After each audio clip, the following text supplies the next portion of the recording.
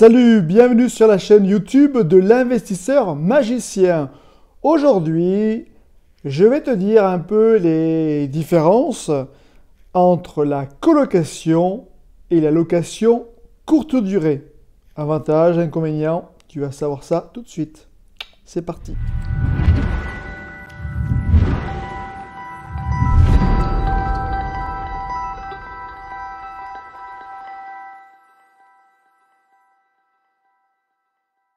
Alors déjà, la location courte durée et la colocation, c'est déjà un bon rendement. Je ne vais pas dire haut rendement, mais quand même, c'est quand même des bons rendements. Alors moi, personnellement, je ne connais aucun de mes rendements de tous mes investissements. Ça ne m'intéresse pas. Moi, ce qui m'intéresse, c'est le cash flow en fin de mois, voilà. Mais en tout cas, la colocation et la location courte durée sont vraiment des investissements à haut rendement. Deuxième point, la réglementation pour la colocation est largement plus souple que la location courte durée. À l'heure actuelle, donc je tourne cette vidéo en novembre 2019, la location courte durée dans les grandes villes, ça explose niveau réglementation, enfin voilà, c'est un peu la folie. Moi j'ai commencé il y a quelques années. Il y avait déjà une belle réglementation, en tout cas sur Lyon. Maintenant, c'est de plus en plus contraignant, en sachant que sur la colocation, c'est quand même largement plus facile. Une courte durée peut être interdite sur des règlements de copropriété. La colocation va être vraiment extrêmement limitée. Elle sera presque tout le temps être autorisée. Donc ça, c'est pas mal. Par contre, là, on va tomber sur un peu le plus pour la colocation, parce que c'est le temps de gestion. Le temps de gestion sur une colocation est assez faible. Personnellement, j'ai peu de turnover. Allez, je vais peut-être dire 1 à 2 par an, par locataire, donc par chambre. Donc ça va, la gestion se fait bien. Par contre, la location courte durée, là, ce n'est pas le même truc. Voilà. Donc, surtout si tu ne délègues pas. Si tu ne délègues pas, c'est presque un boulot à temps plein. Donc, je te conseille vivement de déléguer. Aussi, on va avoir une différence pour la surface. La plupart du temps, on ne va pas trouver de location courte durée sur des grandes surfaces. Bien que ça peut être très intéressant, comme ça ne se fait pas beaucoup, eh bien, des groupes qui aimeraient bien louer un gros appartement en courte durée ne trouvent pas. Donc, ça peut être une stratégie aussi. Voilà. Mais c'est vrai, la colocation, il faut au minimum 50-60 mètres carrés par rapport à la courte durée, où là, moins de 20 mètres carrés, ça suffit largement. Donc, bien sûr, l'augmentation du prix du mètre carré, donc l'investissement supérieur. Alors, je vais dire bien que.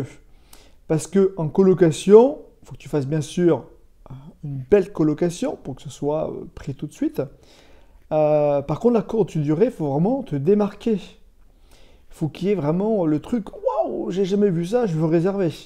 Ou sinon, bah, tu vas tomber un peu dans le tout venant. Et si tu veux vraiment remplir tout le temps, bah, il faudra que tu descendes tes prix. Donc voilà, à voir. Le prix. Alors le prix, oui, bah, le prix d'une colocation va être quand même plus cher d'une location courte durée. Ou alors après il y a la stratégie aussi, c'est prendre un bien d'une grande surface, on le divise en 2 ou en 3, et là on fait 3 locations courte durée. Et là c'est le jackpot. Mais après niveau technique, est-ce que c'est possible? Ben voilà, si tu veux plus d'informations, il y a une formation en dessous où je t'explique, enfin c'est pas moi qui t'explique tout ça, ça sera Jean Baudin qui t'explique tout ça. Voilà, aussi il va y avoir un nombre de rotations. Pour une colocation, le nombre de rotations va être très très peu. Allez, si disons tu as une colocation de 3 chambres, allez, peut-être 6 mouvements par an, et voilà. Donc ça sera toujours les mêmes locataires, donc pas trop de changements, ça va. Par contre là, on va passer en location courte durée. bah là, c'est presque tous les 2 jours. En moyenne, moi, je crois que c'est tous les 3 jours, une grosse moyenne sur l'année, c'est tous les 3 jours. Donc ça fait du monde. Donc 10 personnes par mois qui passent, qui ont des habitudes différentes. Donc, ben, on va venir aussi. C'est qu'il va y avoir l'usure qui sera largement plus important sur des locations courte durée. Sur une colocation, c'est un peu comme une location longue durée où la personne va rester plusieurs mois dedans, donc normalement, bah, va l'entretenir, enfin voilà, tout ça. En courte durée, bah, malheureusement, les gens, ils s'en foutent. Voilà, c'est vraiment, je te prends, je t'utilise et je te jette presque. Voilà. Donc, c'est vrai, l'usure est largement plus importante sur la location courte durée. Qui va bien sûr t'amener, bien sûr, plus de travaux sur la location courte durée que la colocation. Ça aussi, c'est à prendre en compte. Aussi, la grosse différence, c'est au cas où tu aimerais récupérer ton bien, parce que tu as un enfant qui va avoir besoin d'un appartement, ainsi de suite. Ben, pour une colocation, pour que les trois partent en même temps, il faudra peut-être en attendre 2, puis après 3e, enfin ainsi de suite. Voilà, tu ne peux pas le récupérer tout de suite.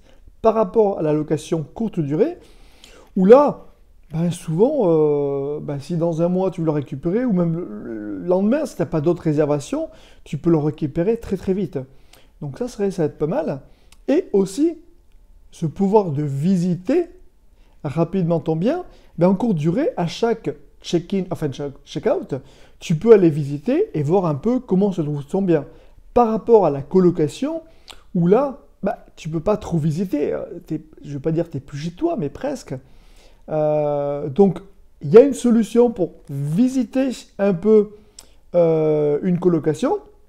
C'est tu peux très bien mettre dans le contrat une femme de ménage.